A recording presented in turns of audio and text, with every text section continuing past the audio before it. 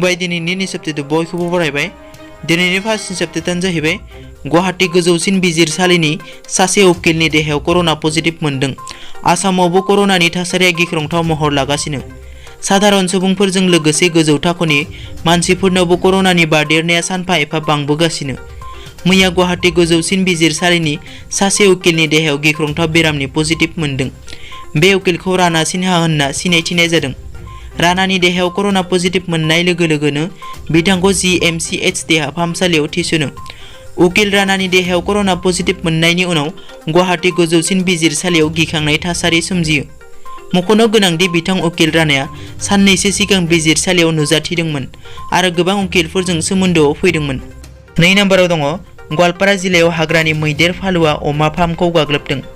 मैया हाग्रानि मैदेर फालोआ गवालपारा जिल्ला कस्तुवायाव थानाय अमा फार्मनि न'खौ सिफायलाङो आरो लोगोसेनो मानै अमा बुथारलाङो। मिथिनाय बादिब्ला गासै मा 35निबो बांसिन हाग्रानि मैदेर फालोआ हाग्रानिफ्राय फैनानै गामि ओनसोलाव गिदिंगासिनो दंमोन। मख'नो गोनांदि अमा फार्मखौ गाग्लोबदोंबाबो रावनिबो न' बां जेबो खहा खालामाखै होनना मिथिनो मोन्दों। 3 नम्बराव दङ फावखुंगुर आमिर खाननि देहायाव कर'ना नेगेटिभ मोनदों।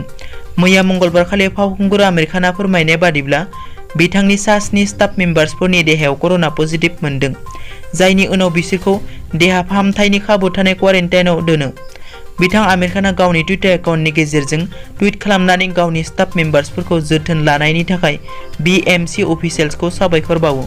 बबेखानि फावखुंगुर आमिर खानआ बुंबावोदि आनजाद नायनायनि उनाव जोंनि नखरनि मानसिफोरनि देहायाव कर'नानि नेगेटिभ मोनो, नाथाय आंनि आइखौल' नायनाय जायाखै आरो बिखौबो गाबोन आनजाद नायनाय जागोन।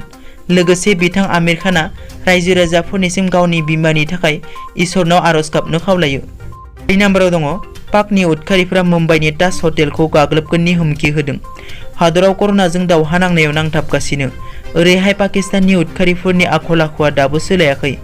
खौरांनि बादिब्ला थांनाय समबारनिफ्रायनो पाकिस्ताननि उदखारि हानजानिफ्राय कलबायाव थानाय हटेल ताज महल आरो मुम्बाइनि बान्द्रायाव थानाय ताज लेन्स एन्ड हटेलखौ गाग्लोबगोननि हुमखि मोनदों। सुलुंनि बादिब्ला पाकिस्ताननि उदखारिया फननि गेजेरजों मुम्बाइनि मोननै हटेलखौ बेरफ्रुनानै थेर बेथेर खालामगोननि हुमखि होयो। हटेलनि स्टाफ मेम्बार्सफोरा फोसावनाय बादिब्ला उदखारिया गिबि खेब फनखौ ताज महल प्लेस स्टाफ मेम्बार्सफोरनो हरनि 12:30 समाव हरो आरो बे नाम्बारखौ पाकिस्ताननि होनना बुंदों। बिनि उनाव नैथि खेब कलखौ बान्द्रायाव थानाय ताज लेन्स एन्ड हटेलनि स्टाफ मेम्बार्सफोरनो हरो। बबेखानि पाकिस्ताननि उदखारिया मोनसे नाम्बारजोंनो खेबनै गुबुन गुबुन हटेलनि स्टाफ मेम्बार्सफोरखौ हुमखि होदों होनना बुंदों। 5 नम्बराव दङ आसामाव कर'नाजों नाख्रेबजानानै थैनाय सुबुंनि अनजिमाया सासे बांबाय। मुलुगनाङै सिलिंखार खालामग्रा कर'नाजों नाख्रेबजानानै थैनाय सुबुंनि अनजिमाया आसामावबो बांबोगासिनो। मैया गुवाहाटी फाथासिल आमबारि ओनसोलनि थागिबि 50 बोसोर बैसो दिलीप तालुकदारआ कर'नाजों नाख्रेबजानानै जिउ गोमायो। बिथां दिलीप तालुकदारखौ गोब्राब हालोदनि थाखाय GMCH देहा फाहामसालियाव लाबोयो, नाथाय देहा फाहामसालिखौ मोनैनि सिगाङावनो जिउ गोमायो। बिनि उनाव बिथांखौ आनजाद नायो। आनजाद नायनायनि उनाव बिथांनि गोथै देहायाव कर'नानि फोरमान मोनो।